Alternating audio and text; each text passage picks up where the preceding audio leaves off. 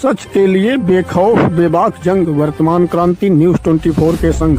नमस्कार, स्वागत है आपका आपके अपने वेब चैनल वर्तमान क्रांति न्यूज 24 में।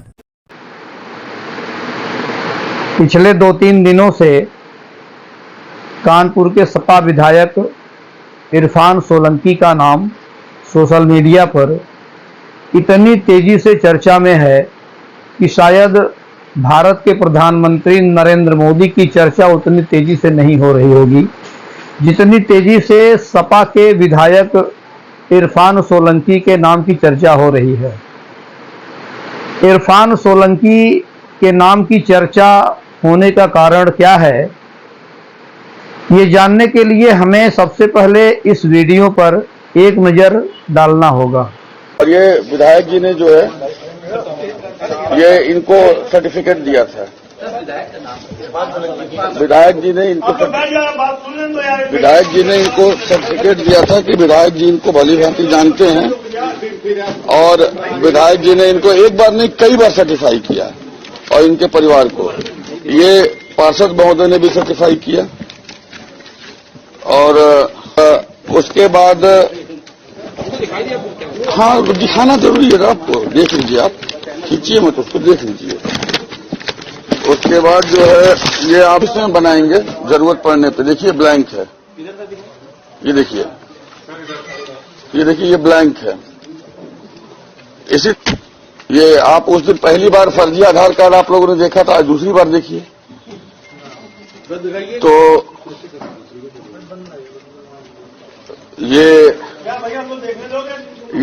ये सब आधार कार्ड हैं, और ये फर्जी डॉक्यूमेंट के बेसिस पे ये फर्जी आधार कार्ड। अब ये फर्जी आधार कार्ड एक के बाद एक। अच्छा, इंटरेस्टिंगली जो है इसमें इनका दरअसल कहाँ है, इसी में है। आप इसको ध्यान से देखिए, इसमें बांग्लादेशी पासपोर्ट और इंडियन आधार कार्ड दोनों देखिए। इसमें इंडियन आधार कार्ड है ऐसे, और ये जो है इनके परिवार के लोगों के हैं, इंडियन और बांग्लादेश। बता अभी जैसा कि आपने इस वीडियो में देखा तो सारी स्थिति आपके सामने आ गई होगी, फिर भी हम आपको बता दें कि इरफान सोलंकी सपा के वह विधायक हैं जिन्होंने बांग्लादेशियों को अवैध रूप से भारत में रहने का सर्टिफिकेट जारी किया।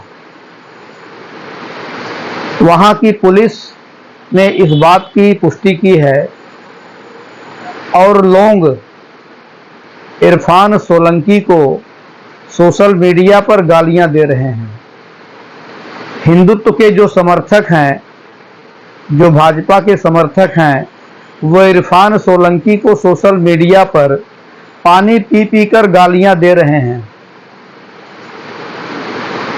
बात करते हैं इरफान सोलंकी के मानसिकता की कि किस मानसिकता से वो काम कर रहे हैं। जैसा कि सोशल मीडिया पर भाजपा समर्थक या हिंदुत्व के समर्थक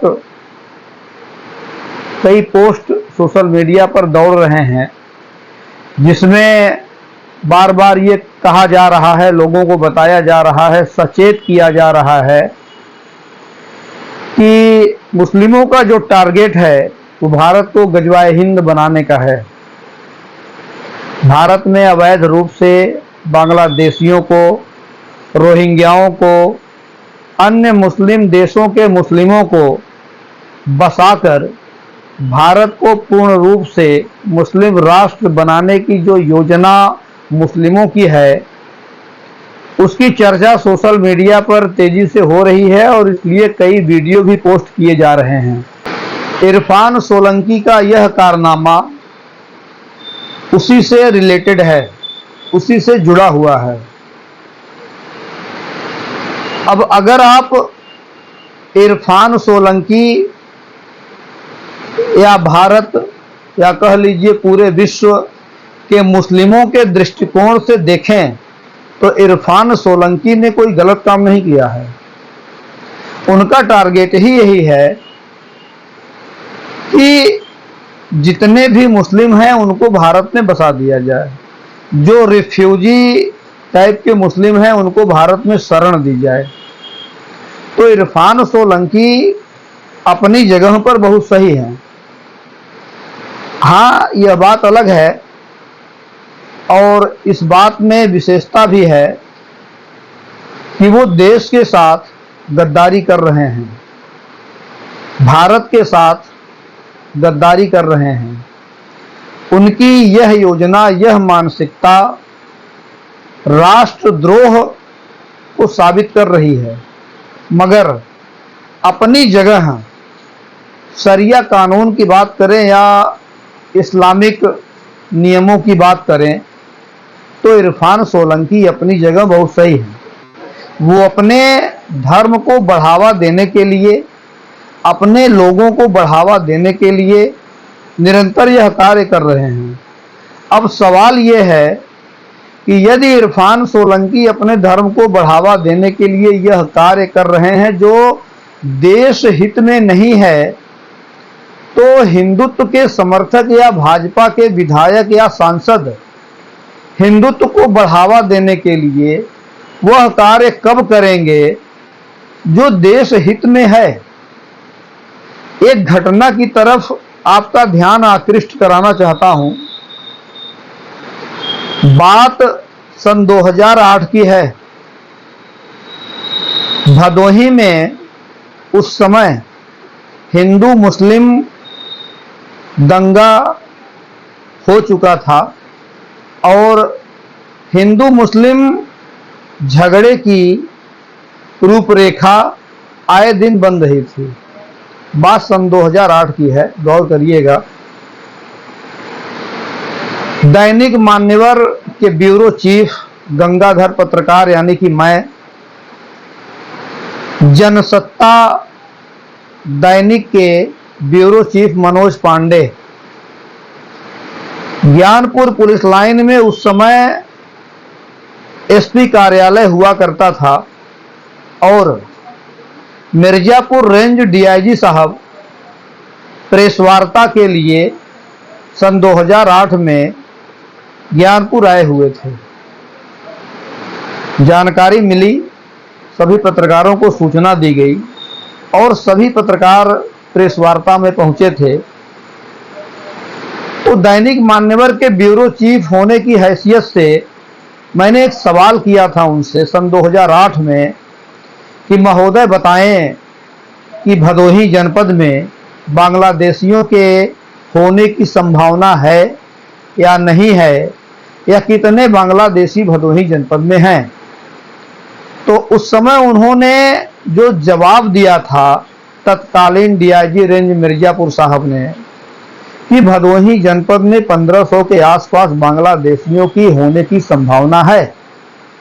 गौर कीजिएगा, यह बात सन 2008 की है और आज सन 2024 है। इन वर्षों में भाजपा सरकार ने जो पिछले 10 सालों से भदोही में, प्रदेश में और देश में शासन कर चुकी है, इस विषय में भाजपा सरकार ने क्या कदम उठाए हैं। यह सवाल इसलिए है क्योंकि इरफान सोलंकी के नाम की चर्चा चल रही है। इरफान सोलंकी का कारनामा आज सभी भारतीयों के जबान पर है।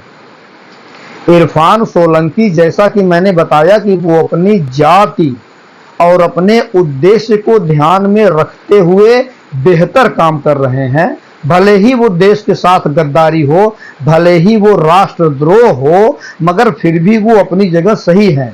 मगर सवाल ये है कि भाजपा नेता और तथाकथित हिंदू सरकार उसके अगेंस्ट में क्या कार्रवाई कर रही है।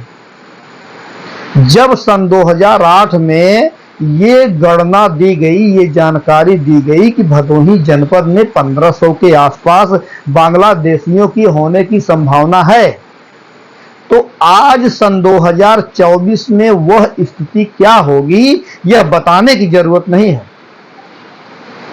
सवाल यह है कि भाजपा सरकार तथाकथित हिंदू सरकार ने, हिंदू हितैषी सरकार ने इस विषय में क्या कदम उठाए हैं, क्या कार्रवाई की है, क्या जांच करवाई है।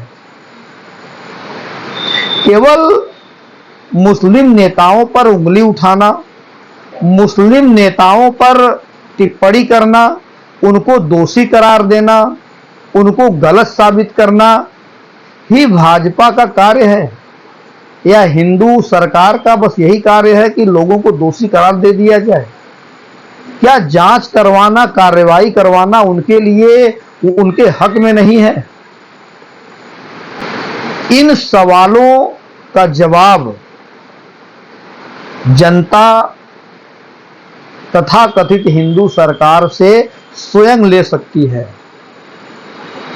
मेरे दिमाग में वो बात आई थी, मैंने आपसे चर्चा कर दी है। क्या करना है आपको भारतीय जनता के रूप में, भारत के नागरिक होने के रूप में, भदोही के नागरिक होने के रूप में आपको क्या करना है, और भाजपा सरकार को, हिंदू सरकार को क्या करना है, यह निर्णय आपको लेना है और भाजपा सरकार को लेना है। इसी के साथ आप दीजिए मुझे इजाजत।